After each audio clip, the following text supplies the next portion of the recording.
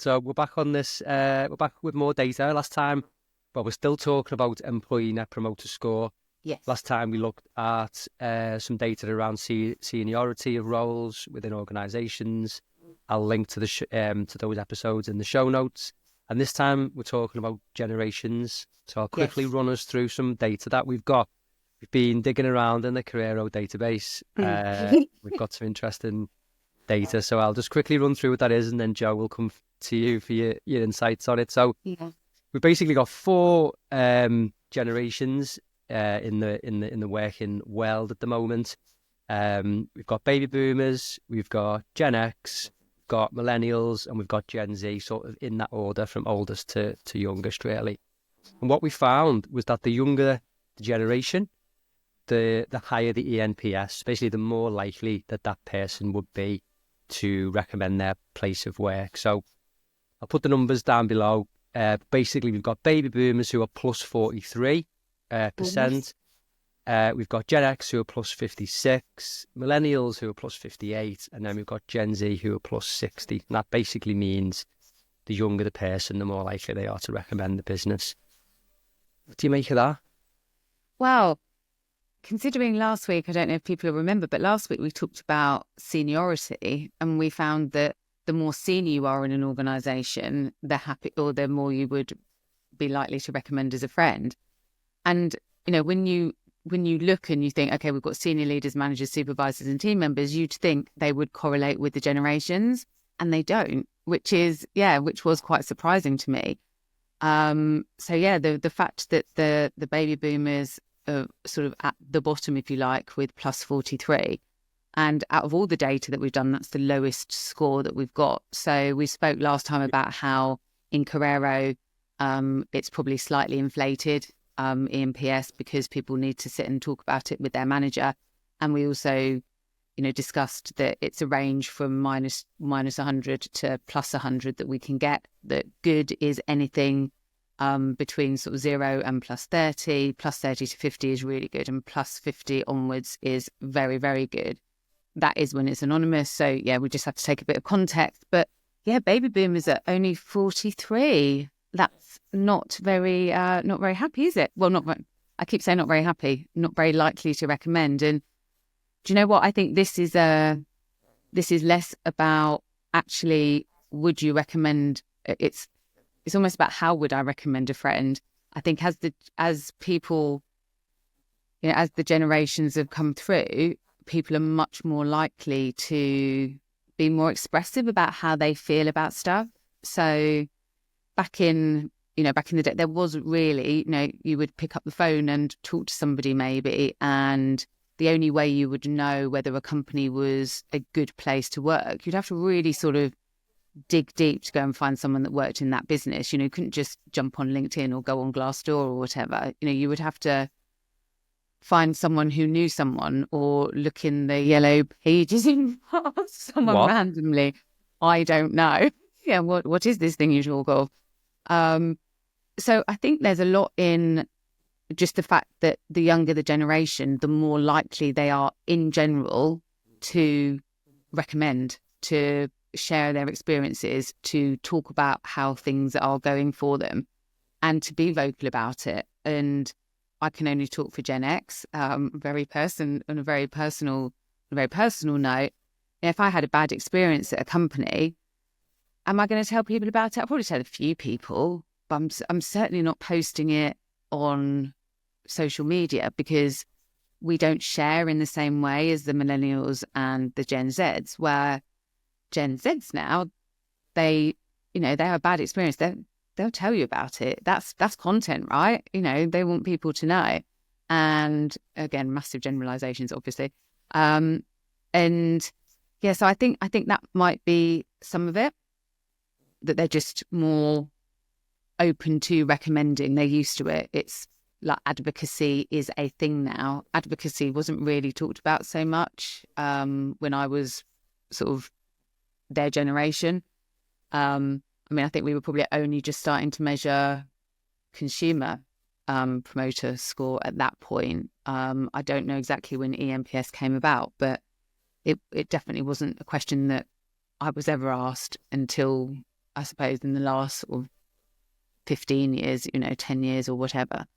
So yeah, I think that's the sort of the one reason, the most obvious reason that comes to me. And just that Gen Z don't mind having that conversation and sharing how they feel about stuff. What should employers be focusing on knowing this? So if the data shows that baby boomers are less likely and young people are more likely, what can employers do with that?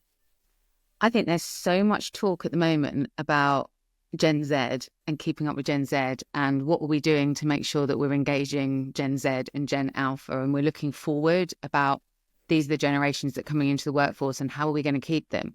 And I think what people are probably not forgetting, but there's just not as much focus on, I've only heard a couple of people speak about it, is actually we've got an aging population. People are likely to work for longer. And actually, a lot of people want to go and do jobs after they've retired from, maybe a big career or something. They still want to have a sense of connection, a sense of purpose.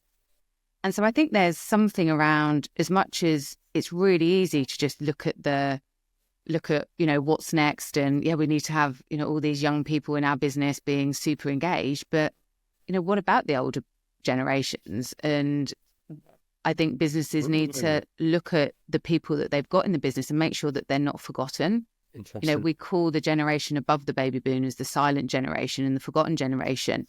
And, I think we have to be very careful not to let the baby boomers slip into that sort of mentality where we're writing people off because they're over 50, over 60, over 70, when actually, and I think I referred to this before, there's been some studies showing that if you get older females within a young team, they become sort of the matriarch of the team, and actually retention improves as a result of that. So I think there's something really telling here in the fact that, if we're concentrating so much on these Gen Zs and how to keep them and adapting all our technology and making everything super fast, super responsive, all the things that, Gen Z, all the feedback, everything great. Actually, are we disengaging the other end of the generational scale? And is there more that we could be doing for our boomers and for the top of the Gen X, just to make sure that they're happy and that they're engaged? And it comes back to that point about the employee experience has to be individual. And yeah, we can jump on the generational trend and the bandwagon for that if we want to, but let's make sure that we're focusing as much on the other end of the scale as we are on the younger ones. Yeah. Well, we're I don't know whether we've ever said this, but I guess we're using generations because it's just an easy way to categorize and think about age groups, isn't it? Yes, absolutely. That is really interesting, actually. Yeah. So, like, in hospitality over the last sort of 5 years or whatever it's been, it's just been constant, like, how do we engage Gen Z? Yeah. Gen Z? I've not actually thought about it until you've said it. I've never heard anyone say, how do we make sure that we bring along old generations in all of this change? Very interesting. Yeah. And, hospitality is that industry, isn't it? I mean, right now, Liam, I'm at the end of our year, and we're all, everybody's tired, and I'd love to be, pootling into a bar and having a nice chat with some locals, and I think people, and there's so much talk about AI as well. And I was listening to an audiobook actually, and we're a social species. We're always looking for connection. That's what, when people are unhappy, it's because we want to, a lot of the time, it's because we're lacking a connection somewhere. We want to have a purpose, and we want to have connection. And, the advent of AI will free that up so much.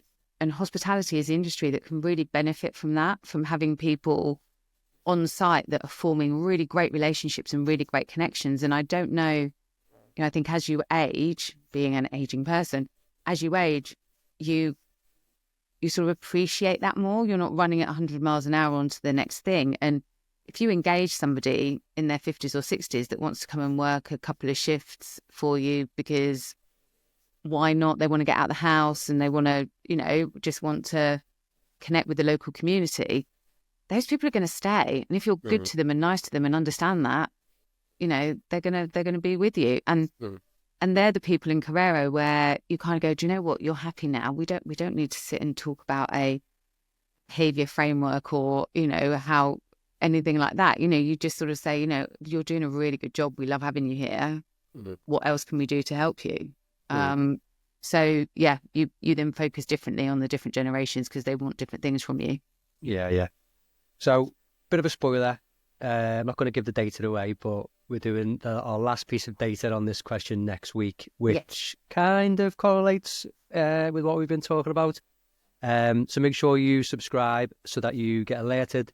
We're going to finish off this ENPS piece of data next week. Jo, thank you so much as ever for your insights. Thank you. I will see you next time. See you then.